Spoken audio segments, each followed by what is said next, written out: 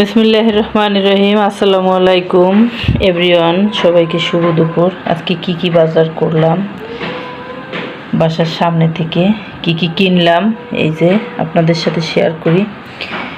লাউ, আমড়া, শসা, বোম্বাই মরিচও ছিল,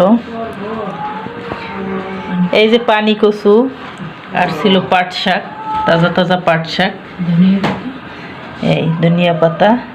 সুরমা, লাউটা কত ছিল? 100। শসা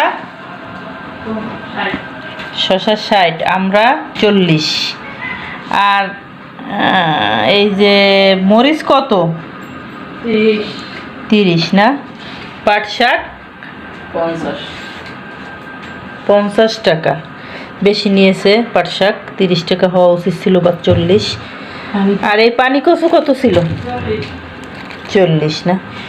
এই ছিল আজকের বাজার। কার কাছে কেমন লাগলো, দাম বেশি হয়েছে না কম হয়েছে, কমেন্টে জানাবেন। সবাই ভালো থাকবেন। আল্লাহ হাফেজ।